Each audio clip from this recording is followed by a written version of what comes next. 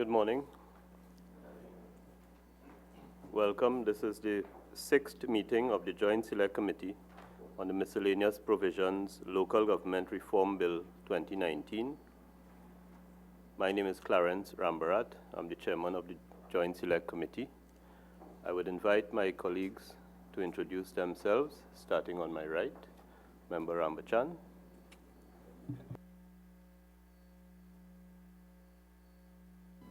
Good morning, Kazim Hussain, member. Morning, Derup Timal, member.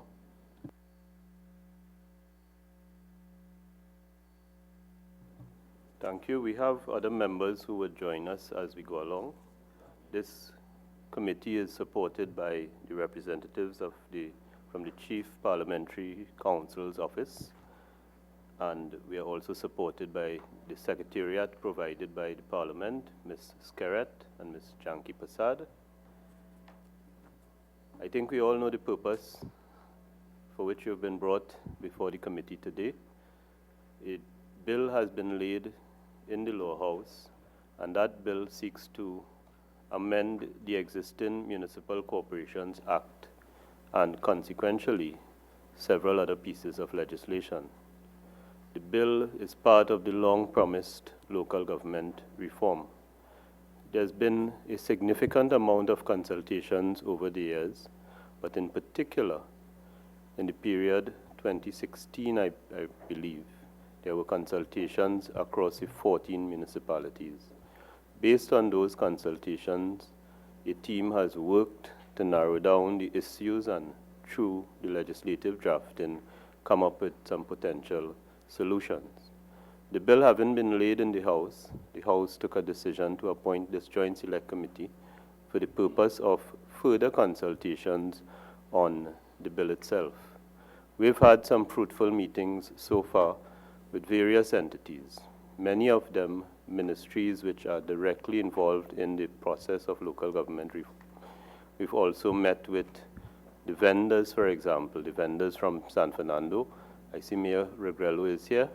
There'll be some questions coming from us in relation to our interaction with the vendors.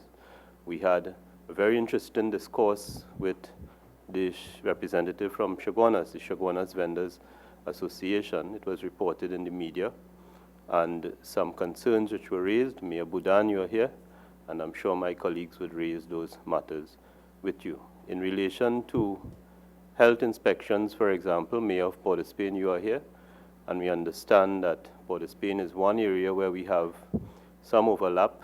We have health inspectors within the corporation and health inspectors within the Ministry of Health, and on many occasions there may be duplication.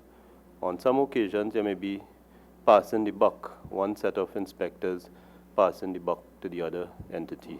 So those are the matters. What we want to achieve as a committee, we want to be able to ensure that this bill changes the lives of the people we all serve by making services more accessible, making services and the delivery of services more efficient, and making the use of the goods and the resources provided by the state a little more effective and efficient. So thank you very much for being before us, and I now invite the representatives from the various corporations to introduce themselves, starting with Mr. Ali. Good morning to the chairman, members of the committee, members in the House and the listening audience.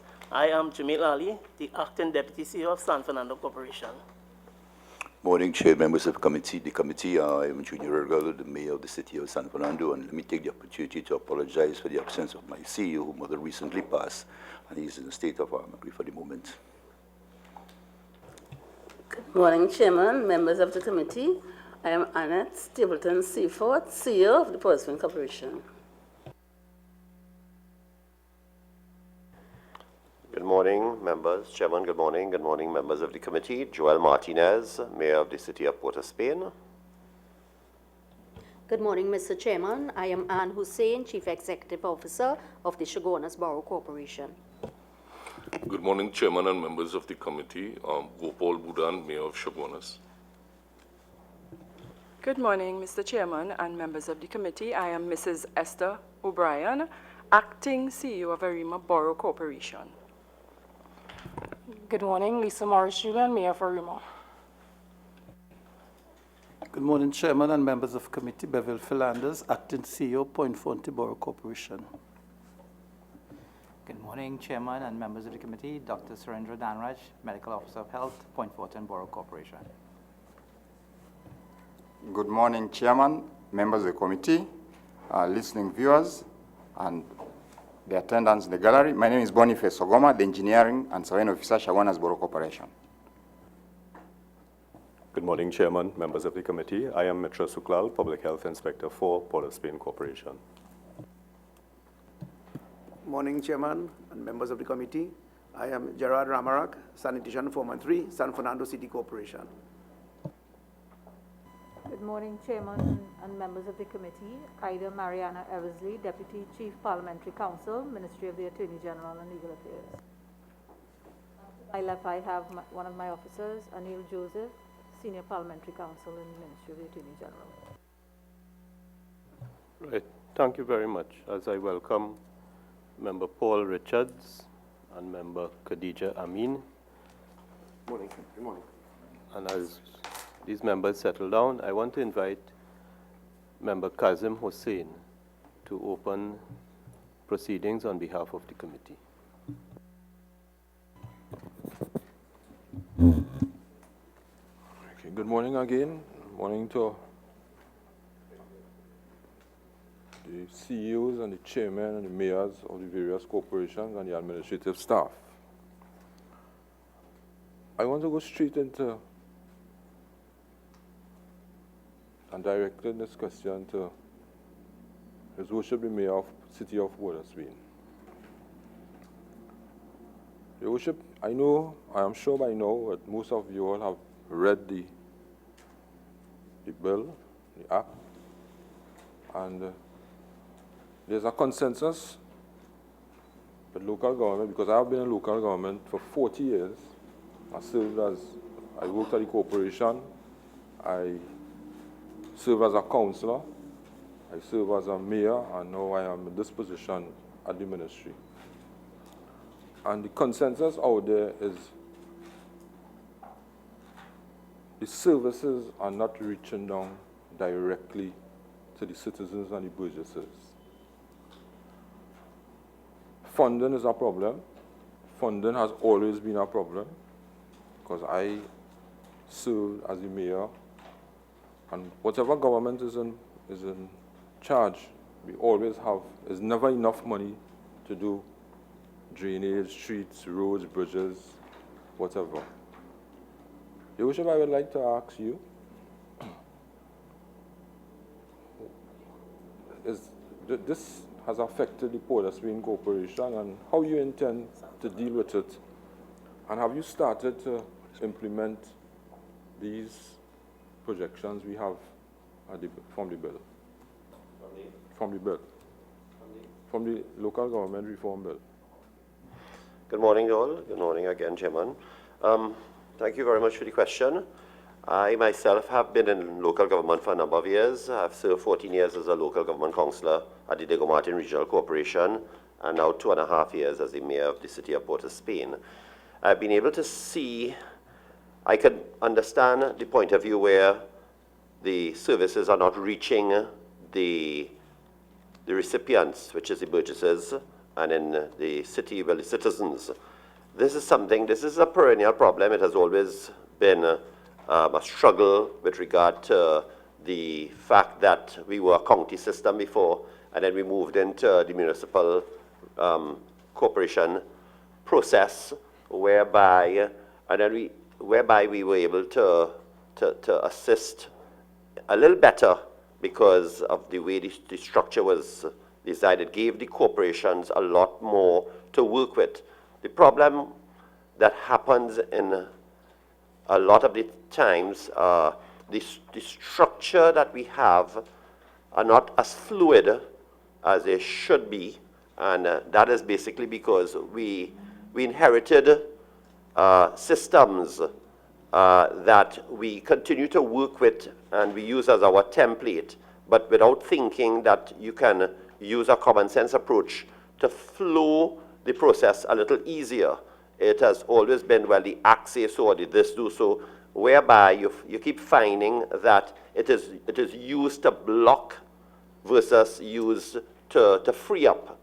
We tend to, in government, tend to say how you can't get something done when it should always be how can we find a better way to get it done. We hide behind the process of the act and what we can't do versus what we should be trying to do. I think CEOs need to become a little more creative. They need to understand how to deliver the service to the public and not how not to comply with the act as much as possible. The act is there to guide us, to give us the impetus to be able to free up ourselves to do the job. But we hide behind the act more times than anything else. And we bog it down with so many things that half the time the services takes a while to reach where it's supposed to reach. And I'll give you an example of something that we were discussing yesterday with regard to garbage collection. When we were talking about cutting overtime pay because of the lack of money, and we were told that the union does not allow, unless you have a team, a standby team, you can't send out your trucks to do work on a weekend, and because workers work Monday to Friday under the Act, and on a Saturday, and you have to prepare overtime for people who come to work on standby. I mean, come on. Okay, Mayor, I'd ask you to stop at that point. Good. So that my colleagues, I know, do we have,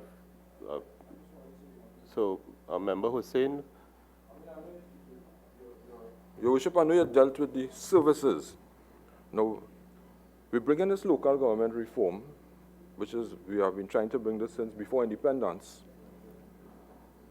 And one thing that I have noticed, the services is one, but the productivity at the corporations is the worst.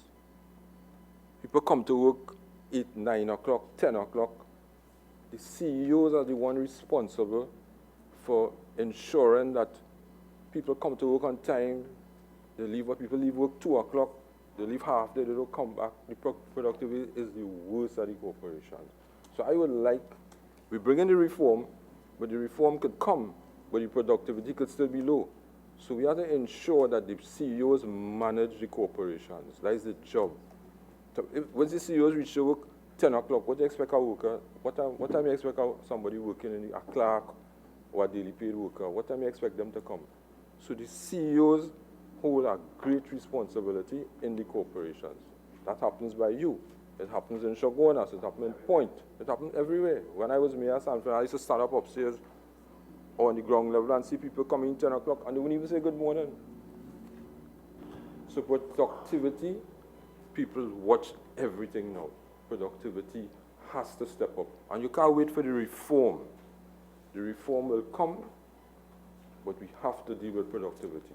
And that is a perennial problem, not just in corporations, but is an indiscipline in our society that we have allowed to escape us over the years, and we have done nothing about it. It is really a management problem. Yeah, you're right. When I used to work at a corporation, I started since 1977, was around there. When you reach after 8, 8:15, there was a book. And when you reach after that, they draw a red line. So you know you're coming late. So people will feel embarrassed to know they will come earlier the next day. But like the system break down. And with the reform, we need to fix it. We can use various mechanisms of management and leadership to inspire, encourage, and invigorate our employees to get to work on time. We have to make them feel that work is important, and we also have to make them feel that it is their duty to give service in the public service and in the corporations and so on. You have to be able to understand the value of what you're delivering, because people require the services not at 10 o'clock in the morning. They sometimes take time off before they get to their office to be able to want to get certain things done. And there are many times people have had to come back and come back and come back because this person not there, this person didn't deal with a matter, and so on. And it has broken down over years, but we just have, the reform is going to guide us, but the reform is not going to change it's not going to change discipline. We have to instill discipline from the get-go. And we have been trying to do that at the corporation. We have even spoken about letter writing. People talk to each other, but there is no communication via letter. So there's nothing on your record that determines when you come to work late or there's an infraction. It's always like some partner or some friendship system that they have bond for years where we could come together to not get the job done and not go to work. But we can't come together to do the opposite. Thank you, Mayor. I want to invite Member Richards and then Member Rambachan. Thank you, Chairman. Good morning, everyone. My question is to start with the CEOs, Mrs. Seaforth, Miss Hussain, Mrs. O'Brien, and I guess the Deputy CEO, Mr. Ali. In terms of what exists now, what are your challenges as CEOs? Because you're basically the executing arm and the management arm of each of the corporations, and there have been reports in the past that if there are conflicts with the chairman, I'm not saying in your particular cases, that all fall down. But you obviously are the executing arm and the management arm of the corporations and the city corporations. And you would have your challenges. What do you see as the challenges? And do you see the reforms envisioned in this bill as resolving those challenges in terms of the formal working relationship with the chairman and the councils of the corporations to deliver to the burgesses your mandates in these various sectors: health, culture, sport, finance, social services, disaster mitigation, etc. So if I could start with Mrs. Seaforth on that and go down the other CEOs, and then I'll come to the mayor, sorry. Good morning. Good morning. I have a good working relationship with the members of council. My challenges in the corporation has to do with limited staff and at time funding in some of the areas. So what the corporation has done is recruit staff on contract.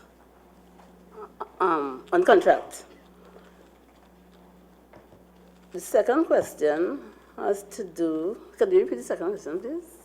The second question is if the ambits of this reform proposal deal with, if you didn't have a good relationship with His Worship Mayor, and it shouldn't depend on a good relationship, or a good relationship is the preference. Yes. It should depend on a structure and a mechanism within which you can work together. Yes. And so, that's what I'm asking. Do you think the proposals in this bill will rectify the issues in terms of formalizing the relationship between yourself and the council, led by the mayors and the aldermen, with the view of getting the job done and delivering to the burgesses? Yes.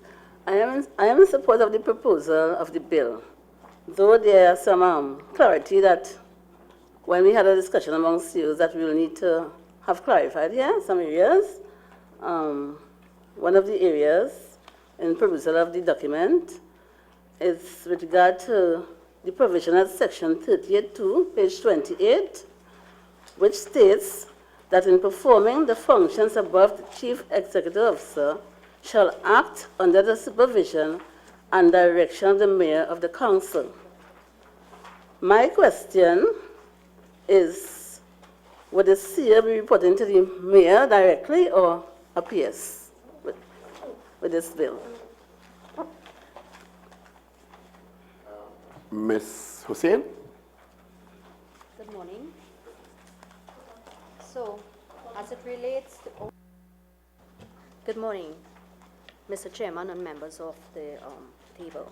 As it relates to operationalizing the bill, there will be challenges met in terms of our present constraints has to deal with limited resources, which is financial and human and equipment-wise.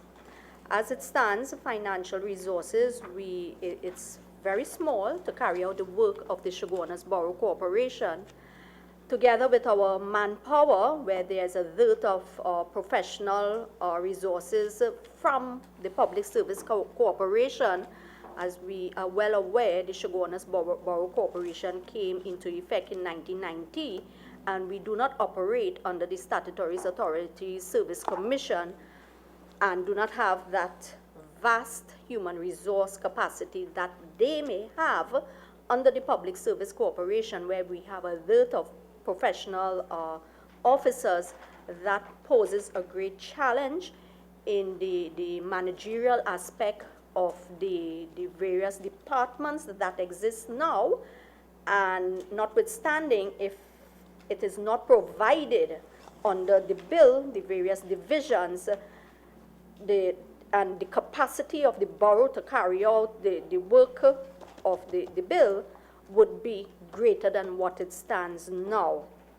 As it relates to relationships with the council, I do not propose that that is a problem, as it is our intention at the administration of the Chaguanas Borough Corporation, and as we thrive to build a relationship so that we could have some cohesiveness and common understanding of what the vision of the borough is. Do you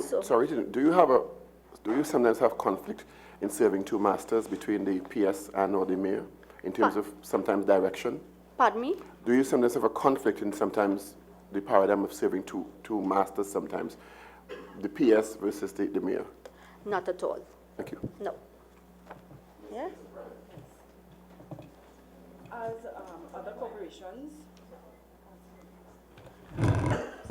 the Arima Corporation also has challenges with respect to manpower and funding. Generally, there's a good relationship between the council and the CEO. With respect to manpower, however, because the council expects the most and the best from the corporation, we have challenges with respect to qualified persons to execute these. And therefore, with this new bill, this new law, where it allows the members of council to hire qualified persons under the various sections, the various divisions. And divisions in this new law, they are wide. It's a broad, a large number of divisions. So I would expect that in hiring personnel, we would get more fit, more qualified persons, and therefore would satisfy council's expectations, and would ease, I would expect, all of the issues with respect to delivery of services. Thank you, Mr. Ali. And then I'm sorry, I apologize, Mr. Philanders from the Point 14 Borough Corporation. Mr. Ali. Good morning. First of all, I want to state for the record that the CEO of the San Fernando Corporation and the mayor has a very good relationship. And that is because of the processes that involves all the various transactions are properly explained to the mayor. With respect to regulations, you would guide the mayor and the council on the various regulations which will either restrict or could allow you to do certain things. Now, without proper reporting and proper guidance, the mayor would not be able to do informed decisions. So it is the duty of the CEO to ensure that the mayor and the council are properly guided. Failure to do such will involve in conflict, restrictions, and also the reporting structure is where the CEO now, does the CEO reports to the PS or the mayor? As is right now, the CEO is the one supposed to inform the mayor of the day-to-day operations and what is taking place in the corporation. However, if there's a, like for example, a minute paper is passed for regulations, but the council wants to do something in this way, but it really debars because of our regulations, there would be conflict because the council wants this done. However, the regulations debar you from that, and there is where the PS would now come in to guide those things. So challenges between the mayor and the CEO can be avoided once we document, process, regulations, guidance, and everything are properly communicated. Does this bill, you think, as envisioned, provide a better framework for that sort of cooperation? Well, I saw in the bill here one area said where the CEO will report to the mayor, but it did not clarify where's the role and function of the PS in that aspect of it. Because as is, the PS is the one who is responsible for the CEO, staff report and all the different things. So probably it needs to have some amendment there to clarify that point. It could be a bit vague. Again, Mr. Fernandez, and I'll defer to my colleague, Dr. Ramachan. With regards to relationships and the CEOs having to report to mayors, it may or it may not pose a problem in terms of the preparing performance appraisal. It may be a bit ticklish in terms of accountability.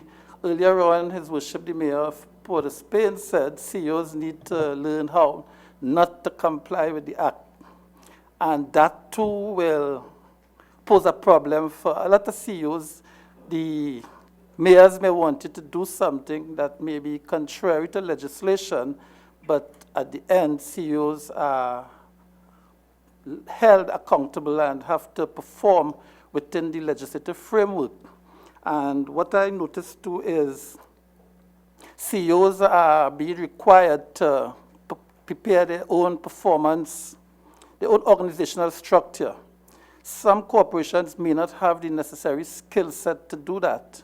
And right now it is being done under the Ministry of Public Administration through the PMCD to remove that function from public admin may change the delivery of goods and services, and you may have several varying org structure for the various corporations. So in terms of maintaining standardization, I think the organizational design should remain under one centralized organization. In that way, there wouldn't be any difference in terms of reporting relationships. Okay, thank you. Before I move on to Member Timal and then Member Amin, I just want to highlight for the CEO from Point 14. The bill does in fact create a standardized structure through divisions which are defined both in terms of responsibility and reporting arrangements. The bill, however, provides for additional positions to be created with the approval of the minister based on the particular needs of a municipality, recognizing that municipalities vary on the basis of size and geography and other factors. So that is the first thing. And the second thing is that I just want to say that many ministries rely on PMCD. In fact, it's a requirement under certain policies that PMCD gets involved where there's a change in org design or the need to recruit persons to new positions. PMCD is involved supporting ministries. So the current arrangements where PMCD is available to ministries, corporations, and state entities will not disappear. I will now invite Member Timal, followed by Member Amin.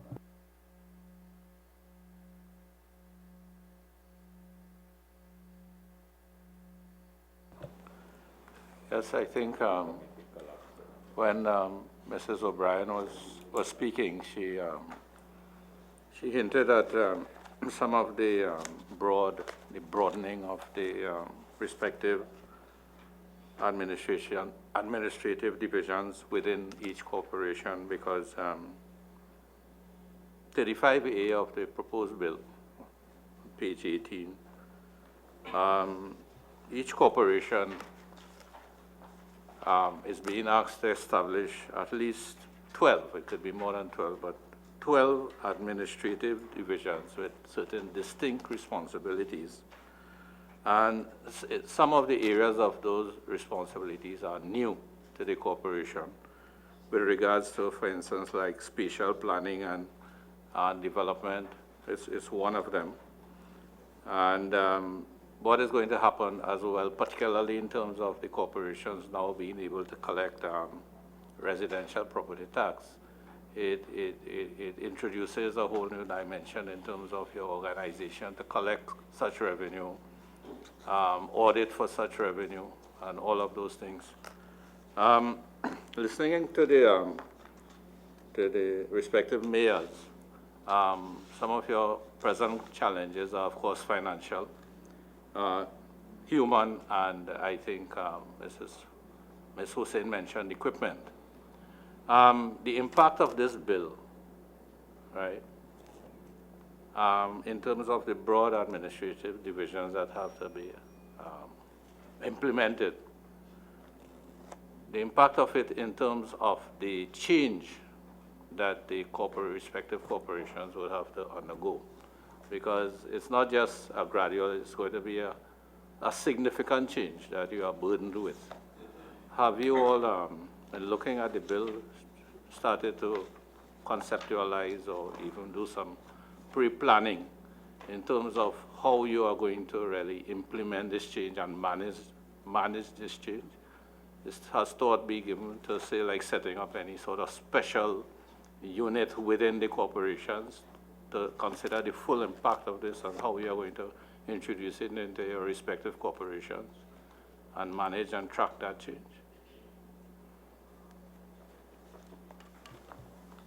Is there any entity that wishes to respond? We got this invitation to come on Monday. So by perusing the document, what I observe is that we will have to come together, both administration and council, and discuss the way forward with regard to the proposal in the bill. CEO, with the greatest of respect, this bill has been in the public domain, and discussions preceding this bill have been in the public domain for a long time. I highlighted that from the start. There were consultations across 14 municipalities. There were discussions. This bill has been laid for several months in the House.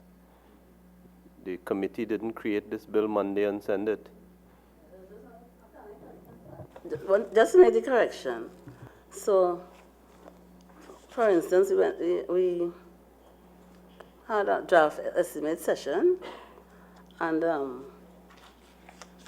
we had to put all the items under local government reform. So the corporation, we submitted some information to the ministry, but the corporation is still reviewing areas. The question put to you by the member is this, not only to you, to all the CEOs, to all the entities before us. Have you, in your entity, which is the Port of Spain City Corporation, have you come together to consider the implications of what is proposed in the bill? The corporation have had some discussions, and as I am saying, that we are still continuing discussions on this. Member Amin? Chairman, I hope... Chairman, I want to tie in the answer given by the CEO of Port of Spain to a question that was asked earlier, a statement that was made earlier by the minister with regards to the role of the ministry in coordinating this exercise. I am getting the impression, in fact, I want to ask whether the corporations would have been involved before in the drafting of the bill or anything like that. Because I don't want to believe that corporations only got this draft this draft bill with their invitation to appear before this committee. I would like to hope that corporations were included before in the drafting to put their ideas forward and so on. So can we just clarify that with the corporations, whether you were involved, whether the ministry would have called the CEOs to have any sit-down and discussions in the drafting of the bill? Before I ask my next question. So if you could just indicate yes or no from the CEOs or mayors. Member, no, the CEOs were not involved in the drafting or any presentation or consultation with regard to this bill, to the best of my knowledge. Did the CEOs have access to the bill, even after it was drafted? Yes. Did the CEOs at any of their meeting take a conscious decision to come up with a paper and submit it to the minister or the permanent secretary to say, these are our concerns? Was there any initiative on the part of the CEOs to do something like this? Whether you were consulted or not is to me secondary now. What is important is as a group of persons who are responsible for over 14,000 workers in the country and the country, what initiative did you take to communicate your concerns to the minister or the permanent secretary? As a group of CEO, administrative CEOs. Member, we at the Shogunas Corporation, my chief officers and myself, we have had discussions quite recently to organize a plenary session with our colleagues from the various corporations. No, but at this stage you have done nothing. No, at this stage we... That's all. Yeah. Can we just hear quickly from the other corporations, either mayor? At the Arima Corporation, the substantive holder of this position, Ms. Cheryl Sochuchang, met with the CEO of Point Fortin Corporation, Ms. Donna Mae Taylor, and they have drafted a document citing their concerns about the bill. I believe they have submitted it to the committee, but I have it here, and I can make it available to committee. But Okay. yes, they have had some Thank you very much. And San Fernando? Mayor Grello, San Fernando? Well, I'm relatively new to San Fernando as the acting deputy, only for a few months, so it will be a bit premature for me to answer that question. However, I don't know, Mr. Mayor, if you were familiar with that, with respect to that aspect of it. And well, our CEO at the time was involved and would have had consultation and made recommendation to the committee. Okay, thank you. Member Rambachan, you were waiting to answer. Thank you. In consultation with the substantive office holder, Mrs. Taylor, she did in fact point it out to me that she and herself and Mrs. Sergio Chong had consultation, they prepared a paper, but as far as I'm aware, she said there was no consultation with the CEOs of any of the corporation for the drafting of the proposed bill. Right, but the question, Member Ramachandran, did you internally take the initiative to do some retrospective or some look at it because of the impact it may have on you? Internally, yes, the CEO of Point Fortin and the CEO of Arima met. They drafted a proposal, some proposal recommendations, areas that may indicate conflict, and it was submitted to the committee. It is dated the 25th of July, 2019. Okay, thank you. Member Rambachan, you have a question? Very much, Mr. Chairman. Mr. Chairman, I'm very intrigued and very, happy with the comments being made, especially by the Mayor of Port Spain as concern for productivity and processes. I think that, a lot could be done to improve local government now if you just look at process flow charting and ask a simple question, how many of these processes are required or not required? That is what I did as a mayor of Chaguanas, and I got work done. Chairman, we were speaking here about the CEOs and the quality of CEOs and so on. I have worked with CEOs, and some people who, you can have a broad brush and say CEOs are no good and CEOs have conflict with people and so on. But I want to put on record, and it's time that we put some historical record. William Mark, who was a CEO in Chaguanas, Pamela Doon, Motilal Ram Singh, and Ms. Bradshaw in Point Fortin. These were CEOs who help you to get things done rather than create blocks. And I'm very concerned, Mr. Minister, that appearing before this committee were two persons who were CEOs. And I cannot, for the life of me, understand what kind of performance appraisal was done to kick those people upstairs as acting deputy permanent secretaries. People who really did not contribute to helping and getting things done in the... I have no seal over my lips now when it comes to these matters, because you know why? I believe we are 50% or more inefficient in local government. We are losing money in local government daily because of slackness on the part of CEOs, and they don't want to enforce the law. The human resource officers who are not managing human resources. The government itself, who are not providing the resources, so that equipment sitting there and people doing nothing. The people coming to work at 7 o'clock and going home at 8 o'clock, getting $200 or $250 later, $125 an hour as a laborer. This kind of thing is bothering me as a taxpayer and bothering citizens in the country. And that is why I think there's such dissonance now, you're reading in the newspapers, about local government performance. Therefore, one of the questions I want to ask, particularly directed to Mr. Martinez and maybe Mr. Regrello, do you think that by becoming executive chairman or executive mayors, that it's going to make a difference in how the corporations are run, and that these problems we are talking about are going to be handled? What do you think is going to make the difference? You think just making you executive chairman with the powers designated and 13 divisions now, that's what it is now, 13 divisions, and that's going to make a difference? And I'm going to follow up that when you answer with another question. I'll go first. Chairman, committee members, I totally agree with this approach because it gives us the autonomy to get things done. It cannot be across the board because the dynamics are different. As a mayor and somebody with experience in the community, I understand what's required and I can make decisions, and we understand what needs to be done. I am looking forward to this because it gives us the opportunity to act, because we have been looking at this for quite a while now. The rules and the regulations are across the board for all the municipalities, and it varies from municipality to municipality. We understand what needs to be done. We've been looking at this for quite a while now, the green paper, white paper, since 2003. Okay, so with due respect, just let me ask you one quick question.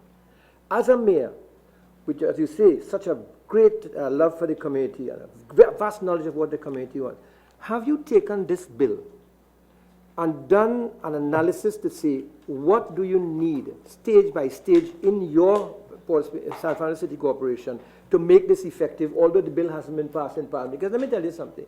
It's a simple majority required to pass this bill, and whatever the opposition says could very well be ignored in the Parliament, and the bill will be passed as it is. What have you done since this bill has come in the public domain to begin a process of examining how this transformation can be done? Started with discussion with the union to get them to have them on board with the process, and with the administrative arm, the corporation. We have been meeting on this for the past 3 months or so to go forward. Is there a document that you have in your corporation that you could provide to the committee that suggests what you are saying is correct? Yes, we can provide minutes of those meetings. Wanted Member Martinez to answer, also yes, Member Rambachan, Member Martinez. First of all, the statement that was made by the CEO for Point Fortin indicated that I said to do away with the act is really I was saying that it allowed CEOs to hide behind the act, not to do away with it. And I'm agreeing with that. Yeah. The thing about it, though, is that productivity is not no major science. It's a will of people to want to do something with pride. The act is there to help. Well, the current act was workable. The Reform Act is to give us a little more latitude to be able to get the job done based on changing times. That's how I looked at it. We as a council at caucus would tinkle a little bit with the reform process, understanding that it needs, that certain changes are happening. It showed us how to bring our committees in line with how the structure should go forward. We have been looking at it. We haven't delved into it fully, and because we're operating in the current state. But the thing about it is that we have been speaking the language of wanting to make sure that local government is in good hands. Productivity, as you indicated. But the question is that, Mona, as an executive mayor, do you think that's going to make a difference in getting advances in terms of the quality of service delivered to your burgesses? All right. Well, first of all, the mayor is basically the chairman of the board. And an executive mayor has a little more, would have a little more latitude in the system to be able to get, to force things to get done. I would say yes, to some extent, but we have to, I mean, as I say, we have a current act that could have worked. In some instances, you have named a couple of CEOs that have done very well, and there are a couple of mayors that have actually done very well with the system. Adding reform to it is just lateralizing it a little more. That gives us the impetus to do better. Yeah, let me add something to the question here, please. You are going to be an executive mayor, and the CEO is supposed to be reporting to you. But all the officers of the corporation are going to be reporting to the CEO. So therefore, you are being cut off.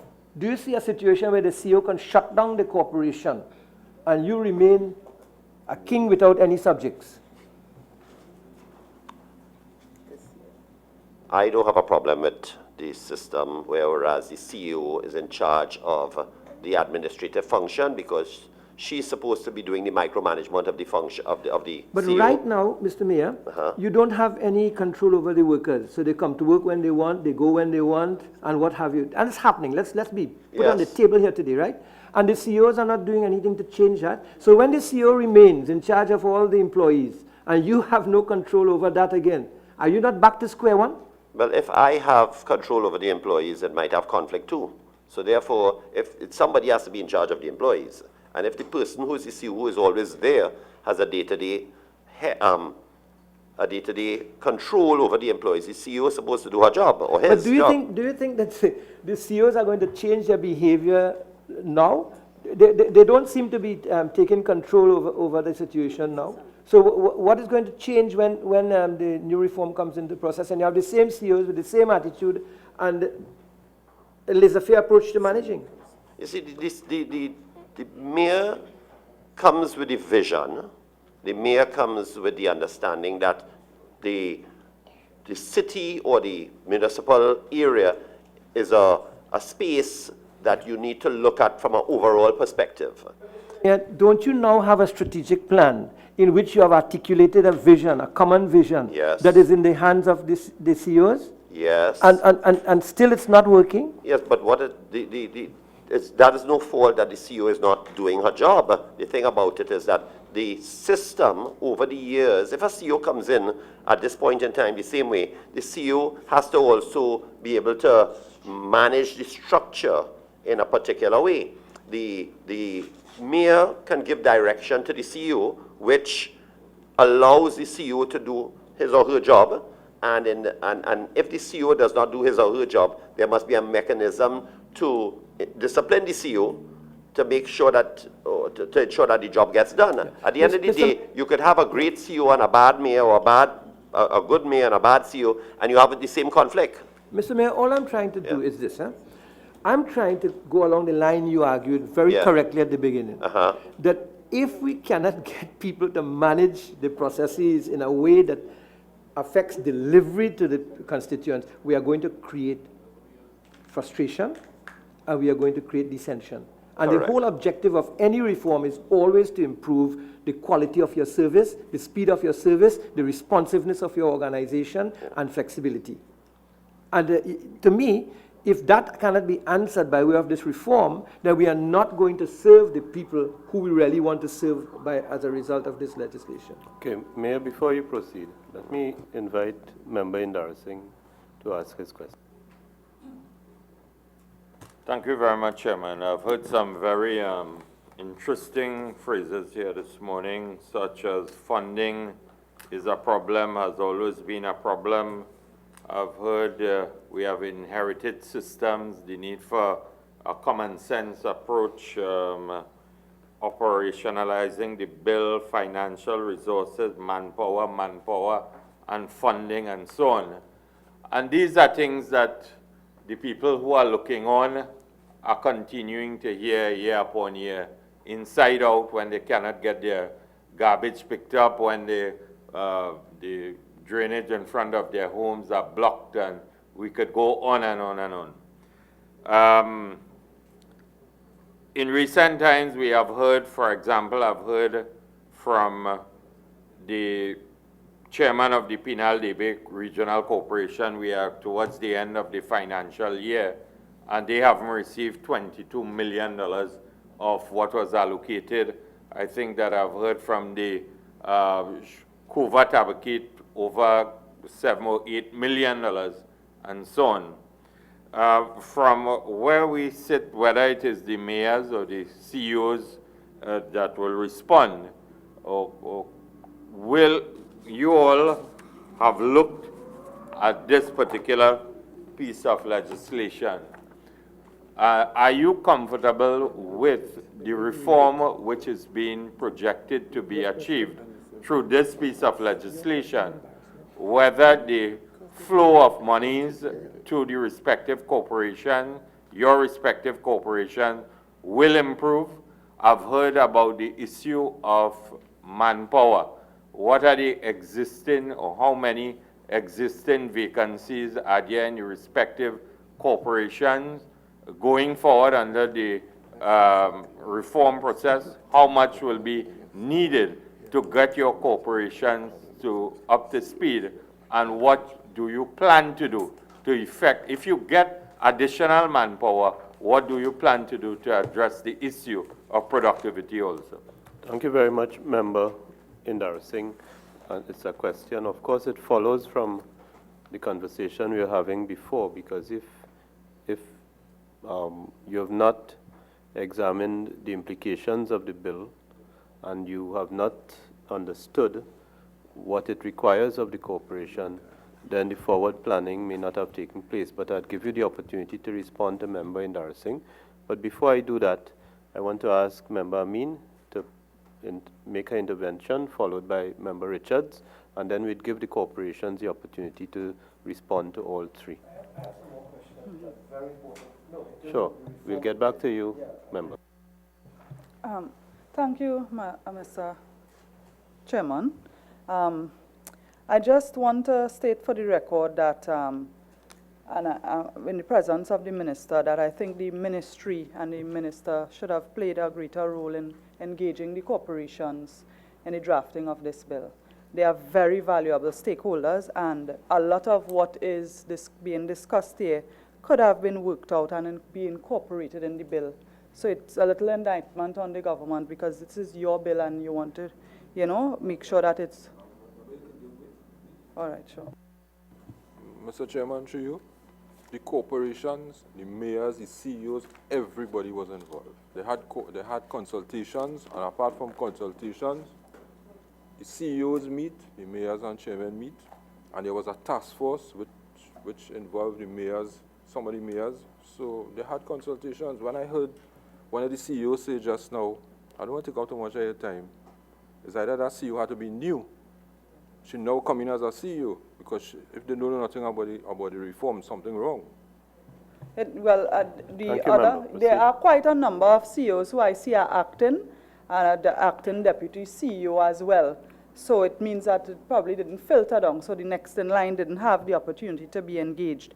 Mr. Chairman, one of the significant changes is the proposal for an executive committee, and that the line of reporting changes. So at present, the CEOs operate under the direction of Council by way of resolution, and they are mandated to carry out this lawful resolution, and administratively they report to the permanent secretary. At the present proposal before us indicates that the CEO would report to and take directives from the mayor. There is a difference between taking directive from the mayor and taking directive from the council. And I want to get the views and the input from the mayors in particular, mayors and CEOs, because it means that a mayor can ignore the views of the council, which would have people from different political, different political views, but it is also a check and balance. So now with that, with the removal of the need for the CEO to take directive from the council, what is the role of the council? If not to make executive decisions, there's an executive committee and so executive council, and there's the open council. So that is one area that I have concern with, that I would like to hear some thoughts on, the reporting. Secondly, it is the proposal of an executive council that comprises the chairman of the committees in the corporation and the mayor. Not every member of council will be the chairman of a committee and being a member of that executive committee. The question when it comes to participation and the opportunity to represent for all electoral districts, from all members of council, where people or councillors who are not chairmen or who might be in the minority politically or out of favor somehow with the majority in the council could be left out of the decision making. And that is a concern that I have that I think will prevent members from having their voices heard. So with the executive council, if there are suggestions to ensure that all members of council have the opportunity in decision making as they do now, in light of the present proposal. So those are two things. Thank you very Mr. much, Chairman. Member Amin. And the CEO of the Port of Spain Corporation had in fact directed our attention to that provision in the bill. So I would invite the Mayor of Arima. We haven't heard a lot from you. Member Amin has raised two particular issues. One is the proposed arrangement where the CEO seems to be reporting to the mayor, and the other thing is whether this proposed arrangement would lead to some disenfranchisement based on political representation. Thank you, Chairman. Now, with regards to reporting to the mayor, Senator Amin, you have to define reporting to the mayor, because currently my substantive CEO reports to me, and it does not affect the way she manages her operations, nor does it affect the way I manage my council, right? Because once the mayor is the executive mayor, the decisions remain the council. It will continue, they will have a part, it will be part of the whole process. No. I just want to just specify, there's I think a section 32 that indicates that the CEO operates under the reports to and receives directives from the mayor. So in terms of giving the instruction, it comes from the mayor. It doesn't take away the power of the council. Well, right? The mayor is the head of the council, and the decisions will be of the council. Act doesn't state that, so that So maybe we need some clarification there. But the council is still the main governing body. Now, with regards to the councillors having a say, that is why we have statutory meetings, that's why we have committee meetings, and being a member of the executive council will not take away your voice. In the larger corporations, like the one you headed, for example, not every councillor is able to head a committee, but every councillor has a right to comment on each committee and bring the views of their particular area. Is there any other municipality with an additional comment on Member Amin's two questions? No? Let me make sure I get the order of proceedings correctly. Somebody? Mayor Budan? Respond. May I have Mayor Budan? We have not heard from him for the morning. Thank you very much, Chairman, and haven't heard from you for the morning. Shawaness is a place of great hope. A lot continues to be done in Shawaness. In fact, in Shawaness, based on this new executive council model, so although we don't have the authority, but we try to operate much more like an executive council. And I would like to say this in the context of when persons come for services of local government, 99.9% of those persons, they may have a problem or issue or something, and they need a solution for it. And we would have developed a model in Shawaness as best as we can to make sure that those persons get the best quality service Sometimes we may not be able to assist them immediately, but we engage discussions with them. And I will just draw to the attention to the committee and probably some of my mayor colleagues that in Chaguanas, and I think we might be the first municipality to have that, we have a one-stop information center that persons come and they get all the services of the corporation at one desk. Other than they have to go to department to department and then run from building to building. So that has worked well with us. It has helped to eliminate some of the challenges and some of the problems, and even to help in terms of getting faster services to the persons. I would have done a preliminary policy paper on that, and if I could share that to the committee, if it could be of any help. So it helps a lot in terms of that. Mayor, just interrupt. The policy paper is on what? On a one-stop information center. Is that in the context of the bill? It is not in the context of the bill per se as an item here, but is in the context in terms of the quality of services that you will provide to your burgesses. Okay, so you could in a timely and effective manner. Right, so we welcome your submission. Okay. So I think that in terms of the Executive Council and the relationship with the CEO, I would have had an excellent relationship with all the CEOs in Chaguanas that we work with. And I think that will continue. One of the things that the challenge that we may face, and is something that we have to look at it, is the bureaucracy in terms of it. The council will make decision. The decision is being carried by the CEO and the different managers, supervisors as part of the different departments.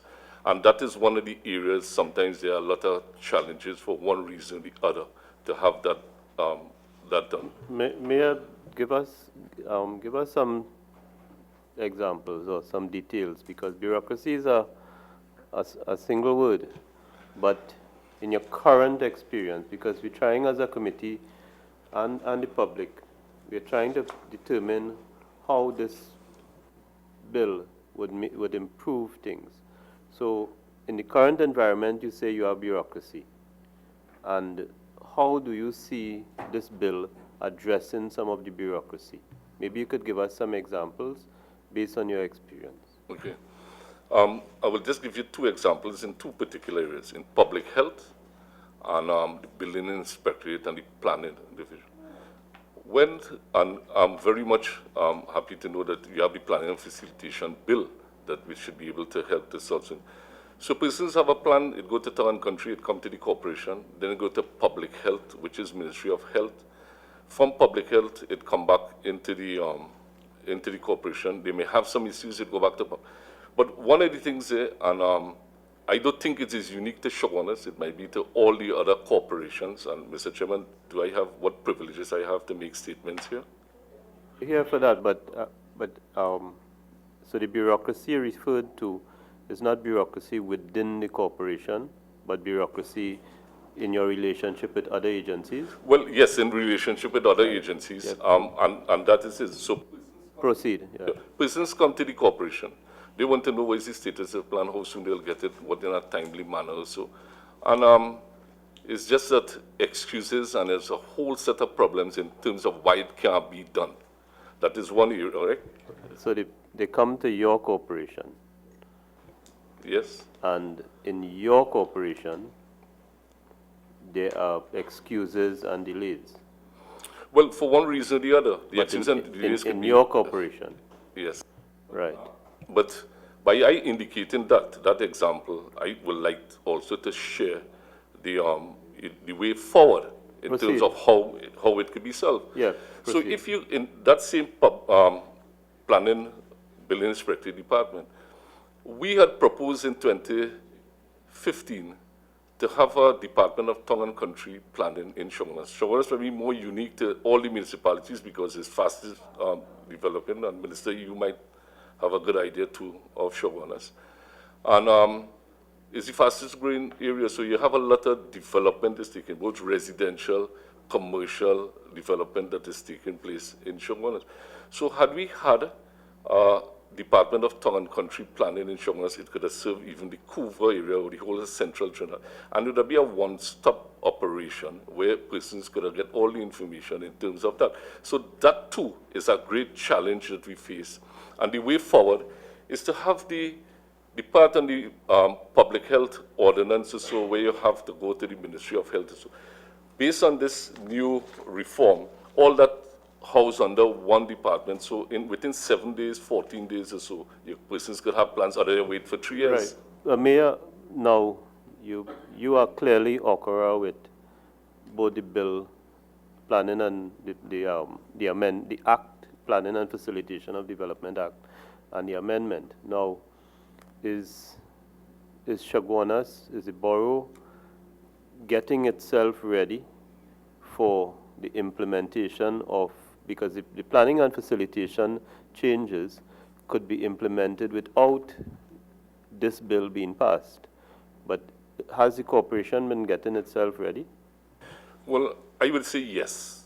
And even if there may be any hiccups in that we don't want to get ready, I will make sure that we are ready. In fact, we have all systems, we have office space, we have all that, just, in terms of this bill and in terms of how we should move forward. Because the fact that is a problem, like every day, 3 or 4 times per the week, that persons will have interest in that, and we need to have that solved or minimize any conditions or any problems as related to that. Thank you. Now, I know all my colleagues are anxious to pounce on you, Wade, my question has but, not been answered. But we'll come to it. You said there were 2 areas you want to illustrate. So what is the second area? The second area is the area on public health. There may be several other issues in public health, but they try to just do one of the simplest ones. In Chaguanas, we have a principal medical officer of health on contract. We have 2 public health officers, a corporation in Chaguanas.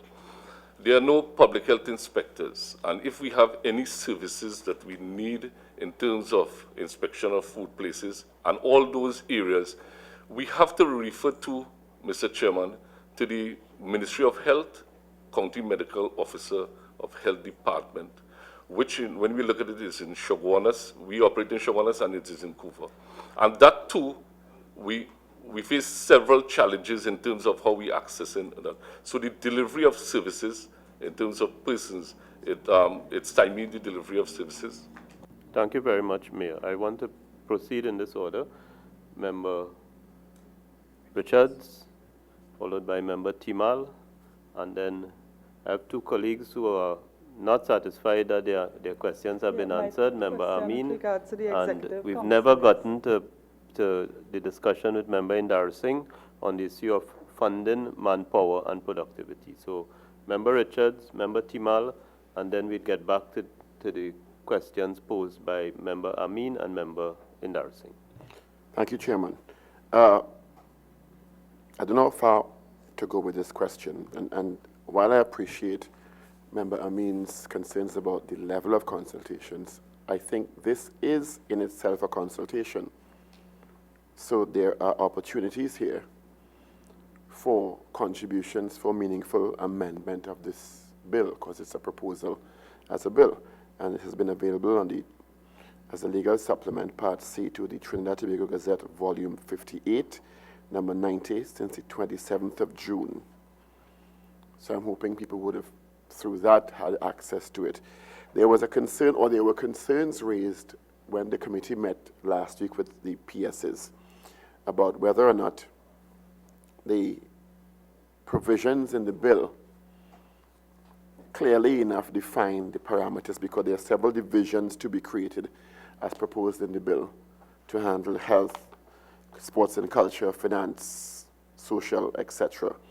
And there were concerns expressed by the PSs in terms of whether or not the bill went far enough to delineate responsibilities of the ministries as opposed to these divisions and their heads.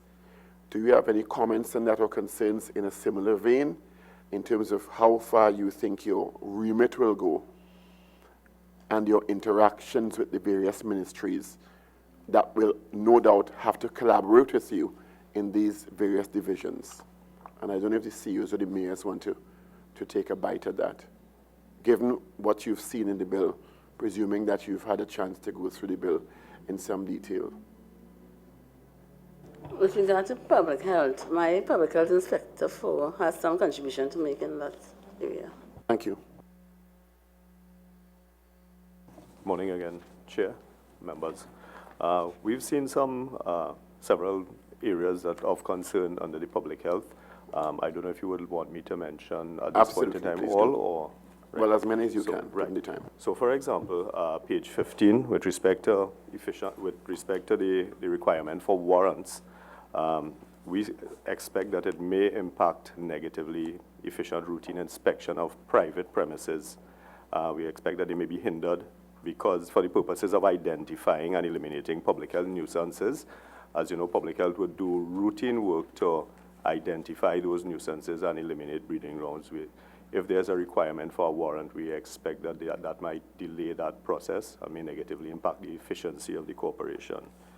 We also feel that private premises... Wait, sir, but that is only if you have a case where somebody refuses you entry. Yes. Then you seek a warrant. Yes, that's correct. Yeah, so, I don't see that to be an extreme position that should delay anything. Right, granted. Because I'm not getting what suggestion you're making. Right, well, just permit me to maybe clarify a little bit by way of example. And it would also relate to the definition of what exactly constitutes a private premises, whether it's by way of the usage of the premises or by the registered and approved use of the premises. My example would be, for example, in the area of food safety, where you have, let's say, an itinerant vendor who is preparing food from his residence, as often occurs with itinerant vendors. Those premises, for all intents and purposes, may be defined as a private premises. If you have food safety concerns or if you have monitoring aspects that need to be conducted, the requirement for a warrant may be hindered in that monitoring aspect. Also, if there is the situation where there's an outbreak that needs to be investigated and intervention strategies implemented, the requirement for a warrant in terms of those public health issues may really impede the efficacy of those interventions. Does anyone else want to take an attempt at the question? In terms of the concerns about the clear delineation of responsibilities between the ministries and the divisions. Just one. I think that the public health inspector is making a very significant point, because it's something that concerned me when I was a mayor. That is where food was being produced to be sold. And on several occasions, myself and then Mr. Bodan here, we visited places in the early hours of the morning, and we were appalled at the unhygienic conditions under which food was being produced to be sold in the borough of Chaguanas. You're right, we didn't have the law in our hands to shut them down, but we brought it to the awareness of the public. Are you suggesting, therefore, that itinerant vendors, right, people who come and sell by bringing food from home, they should register to have their premises also examined and be approved for that purpose? And I have a second point for you that I must ask. Before you go on, member, I just want to clear something. So is it that, my understanding is that the itinerant vendors would have a food badge, and isn't the food badge issued having inspected the premises where the food is prepared? No. Yes, that is if the process is followed as it should be. However, Chair would appreciate, and sometimes that persons engage in the sale of food and they don't apply for food badges, probably because of the sanitary conditions of their premises. So we're dealing with two possible things. One, people without food badge, which is in itself an offense that could be dealt with. And is there a possibility that people get food badges without having the premises inspected? That may be a possibility. However, in the city of Port, I can just really speak for the city of Port of Spain, we have a process in place where when persons apply for food badges and preparation takes place outside the city, they're required to have their place inspected and forms completed by the local authority for that area. However, Chair, those situations may change. I just want to perhaps use the opportunity to identify an issue that we had where the local authority would have gone to inspect the premises and they were refused entry by the vendor, claiming that there was no food preparation taking place at that premises. That's why I brought it up as an example, because But is it a condition in the regulations now that for the granting of that food badge, the premises where the food is being prepared must be inspected? Is it in the regulations now? Is it in any way in the law, covered by law? There may be some variances between bylaws with respect to that. So it's something to be corrected? It's something that needs to be looked at. And I think that's important. Member Timal? Yeah, Chair, through you is just to introduce another dimension into the discussions this morning. That is the question of building permits, building approvals, building inspections, because it's a key service that's offered by the corporation, a key service need of the citizens. And members of this committee, some of us are deeply involved in the industry, the construction industry, and even members who are not. The amount of complaints and the amount of matters received in writing by some members that intimate towards corruption within this aspect of the service that is provided. Because one, the unnecessary or the very lengthy time periods that it takes to get building permits, building approvals. It takes months and months and months. Two, in terms of obtaining your completion certificate, the impact on citizens and business and developers is tremendous, because your bridging interest is running at that time at its maximum.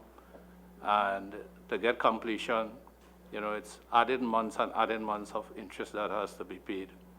And then in terms of the building inspectors themselves, offering services to the citizens, and citizens taking it up out of convenience because they want to get their approvals as quick as possible, where we have building inspectors themselves undertaking to do plans, drawing plans and all of those things for fees outside of the working arrangement. Remember, Tima is being kind. Is corruption seeping into the system? That's right. Let's just say it what it is. Remember, Tima is very kind and gentle. And does this bill correct the corruption that seeped into the system, that has seeped into the system? Because it has. And in addition to that, the Planning and Facilitation of Development Act, it brings added responsibilities onto the building inspectorate within the corporations. This bill, the reform within this bill, is adding more responsibilities. And a lot of times, due to understaffing, for instance, when one building inspector goes on vacation, the department literally shuts down until he or she comes back. So, Chair, through you, if those could be addressed by the corporations here present. Thank you. Is there any other member on the issue of building permits? And have you had complaints that you can share with us from members of the public about these issues? I was going along that same line now, and this is to the CEOs and to Mayor Sykes, especially the CEOs. Are you aware that this practice of corruption with drawing plans have been taking place in the corporations? Yeah, they're drawing the plans, they're passing the plans, sometimes they fail the plans.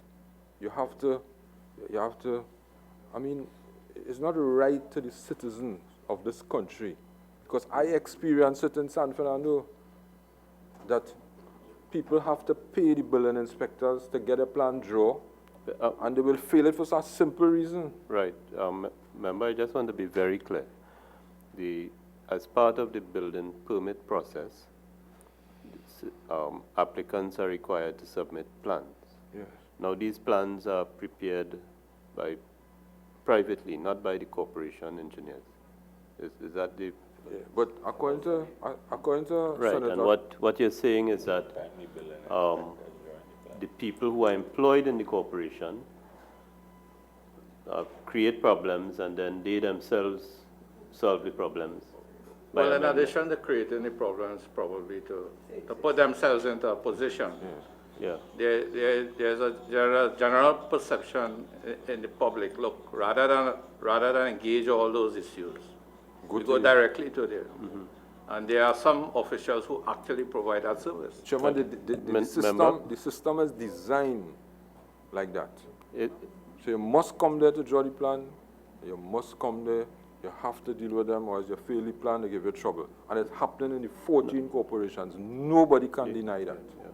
So, in the context of not just this bill, but Mayor Boudin spoke before, under the Planning and Facilitation of Development Act as amended, simple developments can be completed at the level of the municipality. What we're hearing is there, I invite the mayors and the CEOs. But you're not eliminating the problem, because if you have simple developments going No, to be no, approved. I'm just saying And you have the same building inspector doing the same thing. You have not eliminated the problem. Right, so my thing is, if we're adding work to a system How are you going to eliminate the problem? Mayors and CEOs, have you received complaints? Is that something that is known to you, Mayor Farima? Chairman, yes, in the past, and it dropped significantly when somebody retired. But I can tell you, we have a land and building committee now, where every single plan comes to the deputy mayor, who's the chairman of that committee, the chairman of physical infrastructure, the building inspectors, and the new engineer that was recently assigned to the Arima Borough Corporation. So there's no one person signing off. That person could only sign off when he has the approval of the entire committee. Has it made a difference in terms of the I efficiency? think so. I think it has made a tremendous difference. And of course, we tailored that based on local government reform. In Arima, we have been working for the past 2 years preparing for the reform. So this particular committee is in line with that particular aspect of reform. Mayor of San Fernando? We have a similar approach as Arima in terms of monitoring the process. However, we have a limitation with officers. We have, I think, 1 or 2 persons right now, and it's inadequate, and it can create a problem. I've heard about that matter raised by the minister. Have you, as mayor, received from any member of the public we have. a written complaint Yes, we regarding have. Yes, we have. Named individuals employed by the corporation? Yes, we have. And what has been done in relation to that? Well, as outlined by the Mayor of Arima, we have put the same system in place so we can monitor what is happening, but there are always loopholes, particularly because of the limitation of staff. No, but what if a member of the public makes a complaint against a named public officer? Yeah, we investigated, and it's very ambiguous. There are loopholes for them to escape, as the case may be. No, but isn't the person employed as a building inspector in City of Port of Spain, or an engineer, for example, are they under either the Public Service Commission or the statutory That would have happened under the former mayor tenure, and we dealt with it as a team with that matter. We haven't had that matter in recent time. Right. Is there any other municipality that wishes to comment by Mayor Buddha? Mr. Chairman, I get that complaint every single day.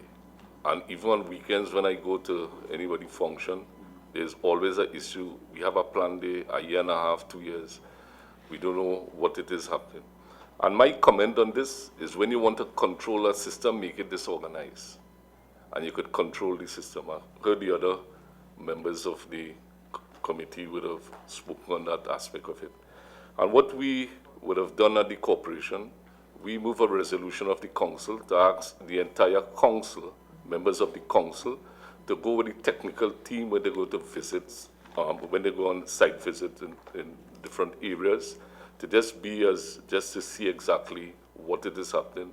And other than how the structure is that the technical department, building inspector, the engineering department will go and visit, and then they make a recommendation to the council for the approval, because we don't have that authority to say that we could make any changes. So that is the technical aspect of the work. So we approve it at the council level. But we too would have put certain areas of checks and balances that councillors would go in in the areas together with those technical persons. So we had some areas of concerns in it, but still it hasn't stopped the problems because a lot of persons just keep complaining all the time. But for one reason or the other, that they would not have a letter written with a name of person, but they will tell you verbally, but then they will outline their areas of major concern, why they're not getting the plan, because they always find, and this is my comment, always find an excuse of, always find something that why the plan could not be recommended for approval. Mr. Chairman, Member? permit a question. You have the engineer from the corporation here, Mr. Boniface. When a plan is submitted to the corporation, and the plan, let's say the plan happens to be approved for building, doesn't your engineer then have to go and with the building permit check each stage of the building? Huh? Does the engineer have to do that? Can I ask, Mr. Chairman, the engineer to respond on Yeah, the process? sure, it's directed to the engineer. Because you issue a building permit, right? And the building permit has foundation, whatever, whatever. Does the engineer go and check every stage what's happening in the building? Mr. Chairman, committee members, with their consent, the building inspector has that responsibility of carrying out inspection checks at each and every stage of the construction. Ironically, this is not a standard procedure for all the corporations, I would say that. And one of the issues that I believe and I strongly insist on is that this bill should take care of standardizing certain procedures and have it entrenched in such a way that there's no room for ambiguity, in the sense that you are therefore forced to have a standard application requirement, standard timelines where the corporations are able to approve or reject plans. This would tie up, would actually force the inspectors or the chief building officers to carry out their duties diligently. There are also situations that deal with building plans that are of a particular nature, and I strongly believe, and I've seen, having looked at the planning and facilitation bill, that it's being addressed. But more specifically, Mr. Boniface, before you move on there, as you raise that planning, building plans, are you aware of allegations in relation to the Chaguanas Borough Corporation of persons causing members of the public to delays and offering themselves as being available to assist them, members of the public, in getting things done at the corporation? Are you aware of any of those complaints? Mr. Chairman, I'm aware of the complaints. As the mayor said earlier, there are verbal complaints, and on requests from the complainants, so that there's a written complaint, none of the complainants have ever put down what their complaints about, but complaints have been laid before me and most likely before the CEO and even the mayor, but the complaints are there. I'm aware of the complaints. Even on verbal complaints, have you ever gone to a site or looked at a file to determine whether the verbal complaints are supported by what is on the file or what is on the site? On more than, actually on a number of occasions, I've gone to the sites, yes, and some of the complaints are genuine. Others, when substantiated, don't really support the complaints. So you're saying, in your experience, the complaints are not true?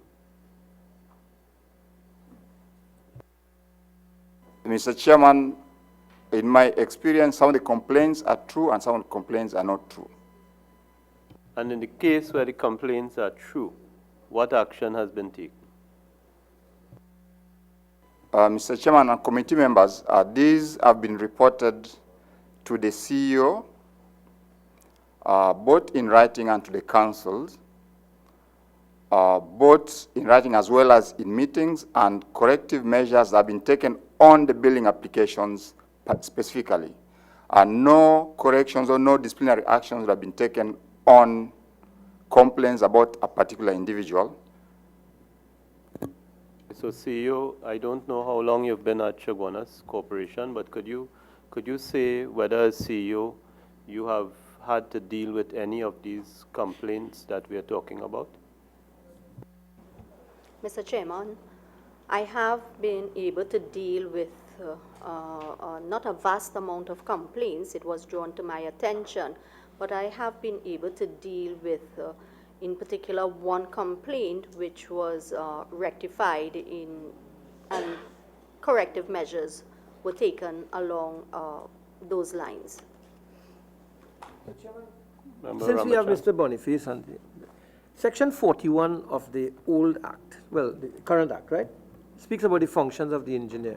And the Mayor of Port of Spain, in my view, correctly said that this is a good act also, but it has to be implemented.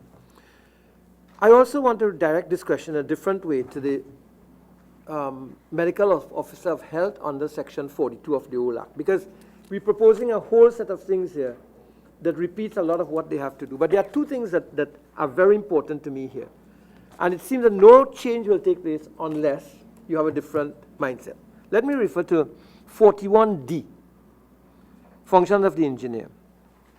As soon as practicable after the first day of January of every year, submit to the CEO and Treasurer a full and accurate report of the various buildings, roads, and other engineering installations and works of the corporation, and of the state and conditions thereof, and of the work of his department for the period ending 31st December in the preceding year, together with such recommendations as he may consider expedient or necessary. And also, sorry, just start with that one. Have you, Mr. Mayor in Chaguanas, been getting these reports? And when last did you get such a report? The question is, no, I haven't gotten any report in terms of that. What we do, we just do monthly statutory meetings. So you don't have an annual report. So, for example, since under Section C, it says that the engineer must be responsible for the proper maintenance and upkeep of the corporation's building, plant, and equipment. Do you consider a dereliction of duty that you don't get such a report, and yet you complain in the public space that your equipment is down, your buildings are not functional as they should, and so on and so forth? Is it that the engineers are negligent in terms of what is expected of them with these reports? Well, as I indicated, we get monthly reports in terms of the equipment, in terms of the buildings, in terms of, well, for example, the market and what work need to be done. So it's monthly reports. But as you indicated, that a yearly report, it wasn't compiled into a yearly report. And the same thing goes for 42, the Medical Officer of Health, who says should be the principal medical and health officer of the corporation, and lays out a set of things, and then again says that as soon as practicable after the 1st of January, must submit to the CEO a full and accurate report of general state of health and sanitation, and so on and so forth. Have you been getting that from the Medical Officer of Health in the corporation? Because you see, if we go to reform as it exists here, and these things are not being done under the existing law, you know, it's not going to change anything if it's not going to be done under the new law, you know, right? And to me, it's very important because you see, while we talk about powers under the existing act, that the Medical Officer of Health shall be the principal medical and health officer, be primarily charged with the duties imposed upon the corporation by the Public Health Ordinance, and with all bylaws and regulations relating to general health and sanitation of the municipality, and with the enforcement thereof, and shall cause to be made and kept such records and so on. So it's not that the Medical Officer of Health doesn't have power, right? And in the new law, every municipal corporation shall have and exercise the powers assigned to a local authority under the Public Health Ordinance.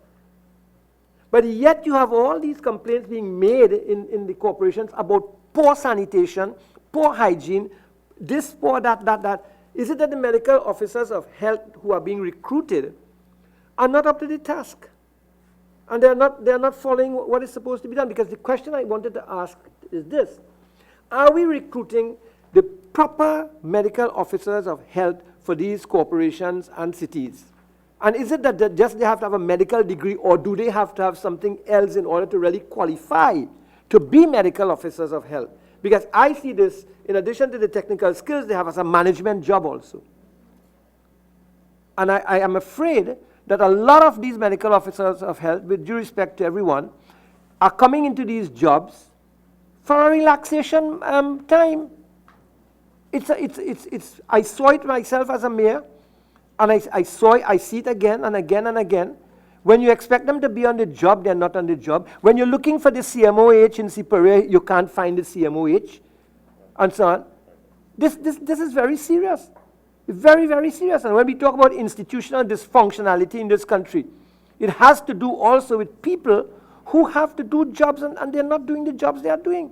Mr. Martinez was correct. This is not a question of just responsibility. You know, it's a question of duty. What is my duty? Member, I think we all share your concern, but we do have appearing before us. We do have the service commissions and the CPO, and I think at that time we would raise some of these issues. As we move towards the end, I want to proceed in this order. I want to ask my friend Mr. Indar Singh to, if he wants to raise this issue again. It dealt with funding, management, resources, and productivity. Member Amin, if you have anything else you want to address, and then Member Garcia, before we finish off. Thank you. Thank you, Chairman. I hope I would have gotten some kind of, if not specific, but at least general comments from either the mayors or the CEOs to assist the committee on where we are and how we are going forward. Because also, I continue to hear of vehicles that are down, sometimes for some spare part that you could actually take your money out of your pocket and go and purchase it and bring it back to the corporation and then probably repair it within a day. And I am being told, you know, that sometimes vehicles are down for months and years and so on, and nobody is doing nothing. Whether is there a collaboration between the political arm and the administrative arm to move the process forward and so on. And all these things go back to the whole issue of funding and whether we really understand, because at the end of the day, I have not heard from anyone this morning who has given me a sense of comfort or anybody around this table to say, well, we understand what we need to do, and we will be moving forward aggressively as it relates. So we believe this is how we will make a case for additional funding at the level of central government. We will. Nobody has told me this morning how many vacancies are there in their respective corporations and so on.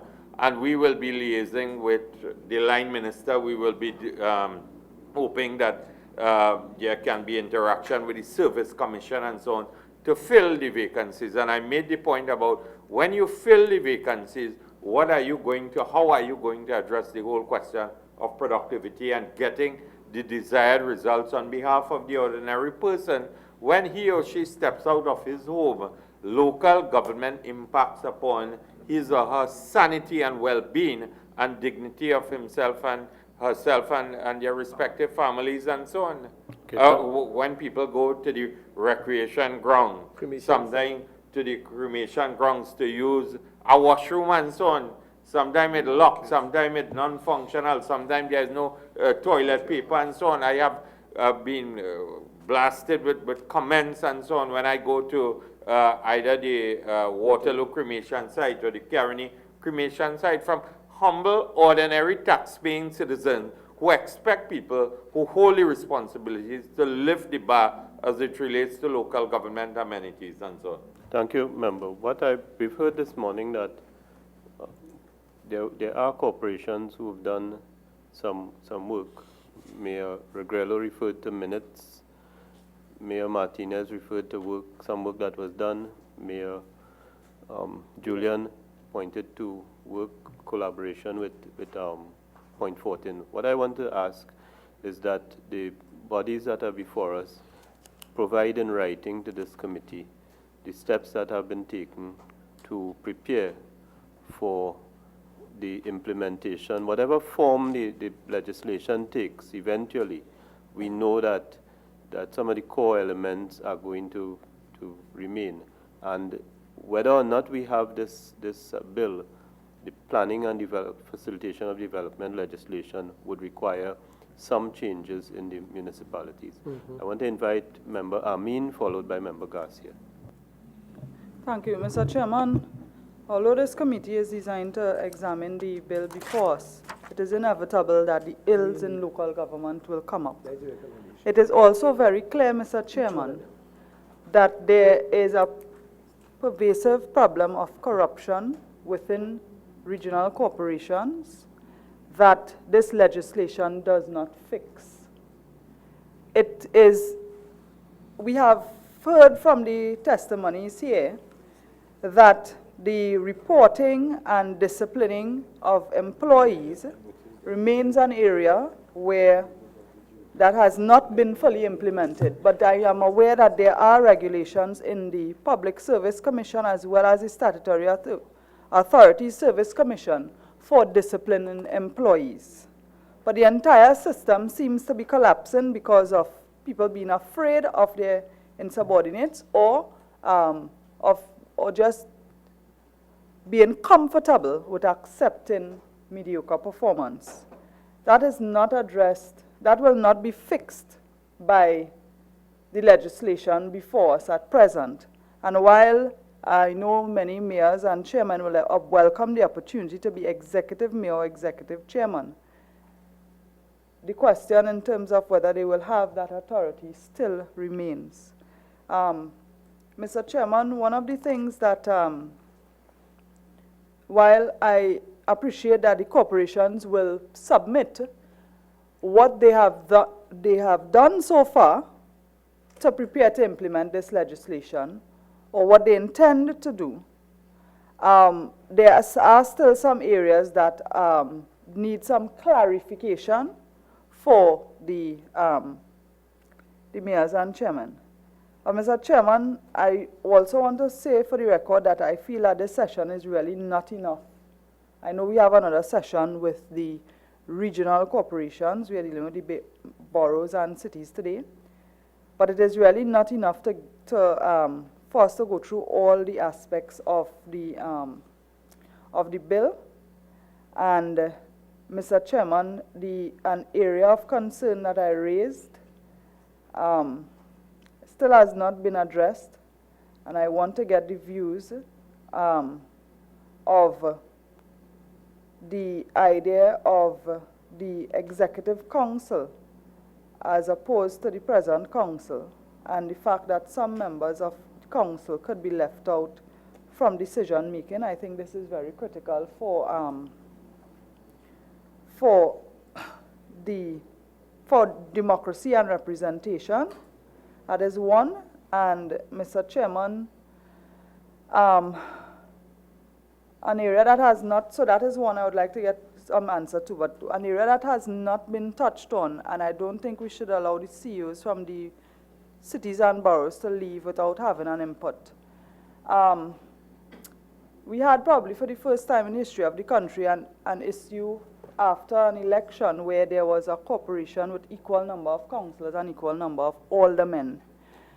The CEOs play a role in conducting the election of a chairman. At the swearing in, you swear in the council and then you have a session 3 days later for the sworn in members of council to elect a chairman. On the results from Sandy Grande in the last election, it seems that there was no clear resolution for a hung result like that. And that, Mr. Chairman, I want to perhaps get some suggestions from the CEOs who are familiar with the process to elect a chairman or the mayors in terms of suggestions to ensure that you have a clear resolve where you have a situation like that. Okay, thank you, Member Amin.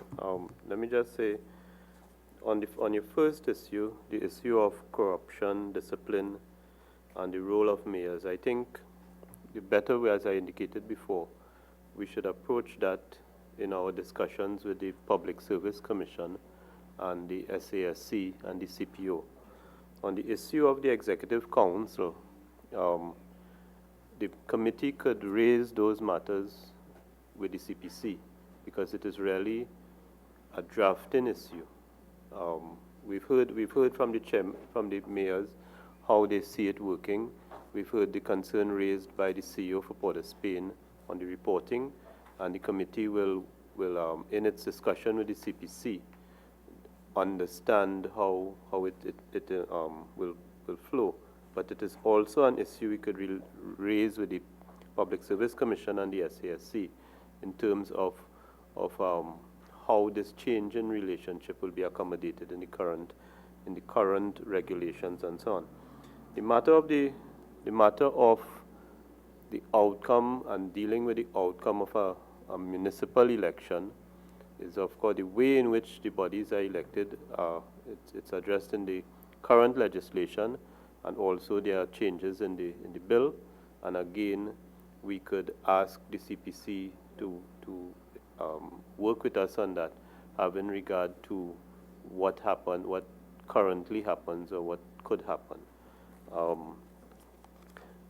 In the written submission, Member Ambachan has been very kind to make some notes. So in that written submission, we've asked for, the committee would like if you can address the human resource requirements, the way in which you intend to approach the human resource requirements. And Member Indar Singh has raised a very important point, which is that this bill proposes to increase your requirements, but you already have in the establishment vacant positions, so your strategy for dealing with that, the way in which you are approaching what is obviously going to be an increased financial burden on each municipalities, the way in which you're going to manage your resources, particularly equipment. And Member Indar Singh made a very, very important point of a vehicle being down for years because of a fan belt or a gasket or something simple. And how is that? We always hear issues on equipment, and how you don't need an amendment to the legislation to be able to manage your availability of equipment. That is a point this committee, through various members, has made. And the issue of building and accommodation, because of course this bill is passed, and you already know that there are implications for increases in staff, and how are you preparing in terms of the accommodation? Some bodies may have existing space, but many of the municipalities would require additional space to accommodate additional staff. So those are the 4 areas. I now invite Member Garcia, and then we would close. Thank you. Thank you very much, Mr. Chairman. I want to direct our attention to Section 35I, subsection D, that deals with maintenance of schools, both government and government-assisted schools. And as we talk about preparedness for the reform, I want to ask the question, how much preparation is now being done by the corporations, by the boroughs and the cities, to ensure that this very important area in the legislation is attended to? Now, I know that on 2 previous occasions, we met with all regional corporations because we wanted to start the process as quickly as possible. But there was some pushback, particularly by some of the corporations, where they were saying that they did not have the required human resources, and that they did not have the required skill sets and so on. So as we talk about preparation for reform, my simple question is, how far has that preparation gone, so that when the bill has been implemented, we can start right away? May I ask that that be addressed in the context of what we've asked for in the written submission? It might be best accommodated there because we've had some bodies before us have started preparations, and we know that some have not done any preparation. So we'll ask that that be addressed in your written submissions. As we close, I just want to go back to Mayor of Chaguanas. And I have no conflict of interest. This issue of food safety and public health inspectors, we've had other committees. We had a joint select committee, finance and legal, that addressed the issue of food fraud, and on different committees have had interactions on this issue of public health inspectors and food safety. I distinctly remember when my colleague member Amber Chan was mayor, he marched through the streets of Chaguanas with about 5 or 6 public health inspectors in some purple polos so they could be easily recognized. But are you saying you have no public health inspectors in the Chaguanas Borough Corporation? No public health inspectors. We have public health officers. So how is this impacting, what is happening in the borough in relation to food safety? Well, when that issue, and it arises every week, we would reach out to the County Medical Officer of Health in Couva to ask for support.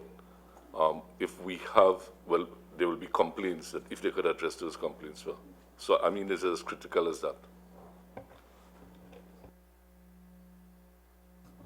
So is it these how many vacancies are there? Madam CEO. Mr. Chairman, as it is at the Chaguanas Borough Corporation, we have 2 contracted public health officers which are assigned from ministry. There are no inspectors as it relates to vacancies, and I would have to give you a written submission, but I believe that there's a vacancy for Public Health Inspector 3 at the Borough of Chaguanas, 1 vacancy.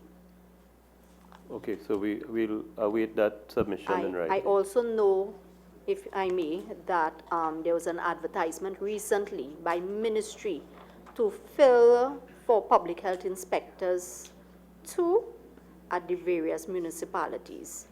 So coming from that, if I may reiterate, I was verbally informed that the vacancies for each municipality is the position of 2 public health inspector 2 positions. Okay, thank you very much. Before we close, Member Indarsingh. There is a very important point as we have been speaking here, the issue of accommodation, right? We are talking from the additional responsibilities and so on. We have been hearing also, for example, that each municipal corporation or entity would recruit 100 municipal officers. And I operate within the Couva Tabaki Telpa Regional Corporation. And unless I am being misled or some magician will do something between now and when that becomes a reality, I have not seen any kind of accommodation that will give me a sense of comfort as Member of Parliament that when 100 officers come to the Couva Tabaki Telpa Regional Corporation, that there will be the appropriate accommodation, male, female, OSHA requirements, and so on.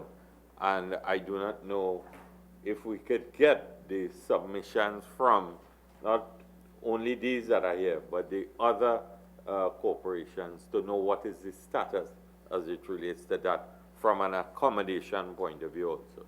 Thank you. Well, we've asked for the bodies before us to address that issue, and for those that are going to be before us, the Secretariat will ask in advance for that information. Members, thank you very much. Representatives from... Mr. Chair, I thought you were going to give us a chance to close off. We have heard you. But we We've have, heard you. no, We've Mr. heard Mr. you. Chair, Mr. Chair, with all due respect, some questions were raised here, and we wouldn't get a chance to respond. Mr. Amin raised a critical question. Mr. Indar Singh raised a critical question, and we didn't get a chance to respond. Well, and if member, you can submit it in writing if that's what's required. Right, you could submit it. Anything that you feel you need to I have a add? list here, Mr. Chair, with 9 items that I would like, because this time is so short and there's so much we have to say and would like to say. I fully Right. agree with Amir. But is there a particular issue that you feel compelled to respond to now? Well, I mean, I don't know which one to pick. I have 9 items. there's so many. Right, so take us through your list. Well, one is the recommendation for a disciplinary clause to be inserted in the document, which will give us the autonomy to deal with the issues that referred to about the indisciplined building inspectors. There's nothing here giving us the authority to say, let's put a committee in place to deal with this matter, rather than have it sent back to Port of Spain or somewhere else.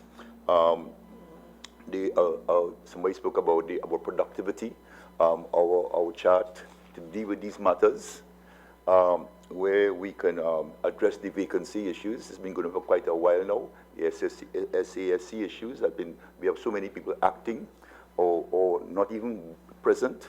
The inadequacy to deal with those matters. Training for productivity, we have started a training process 2 years ago at the lowest level, coming up to increase the value for money in terms of your involvement and your responsibility. So we are dealing with these issues, and I want to give you the assurance that San Juan City Corporation have been working with the ministry for the preparation of this bill. We have submitted our documents. There are some gray areas in this document that we'd like to speak about. One has to deal with the salaries, where it is no longer on the SRC. It's now at the mercy of the Minister of Finance. I think for transparency, it should stay with the SRC, who decides what the salary should be for aldermen, councillors, and mayors, and things like that. So, I mean, I think it's too much to speak about at this point. You said earlier in your opening that there's a vending issue in San Fernando which I should respond to. I haven't gotten the chance to respond to that. So I'll do it in writing. I'll do it in writing, sir. Mayor, thank you very much. Because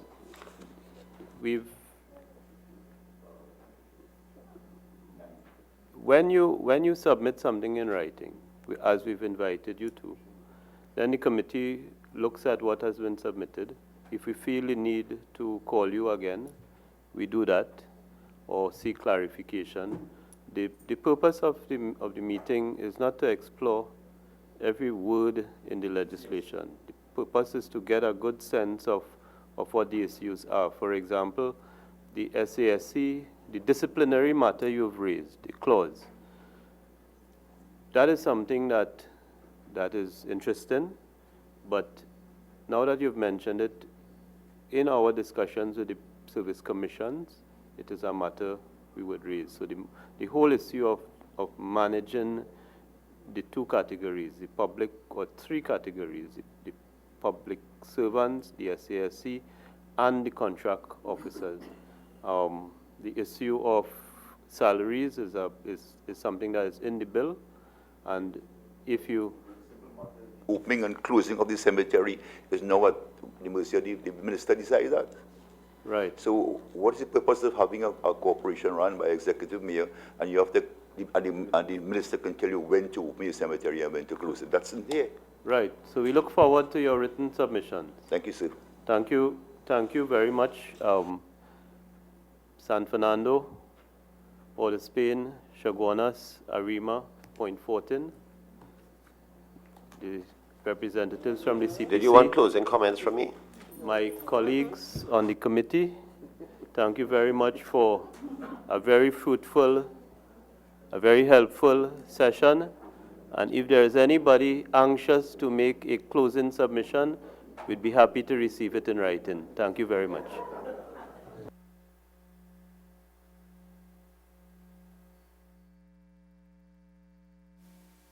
Mr. Chair was asked by the team where lunch would be.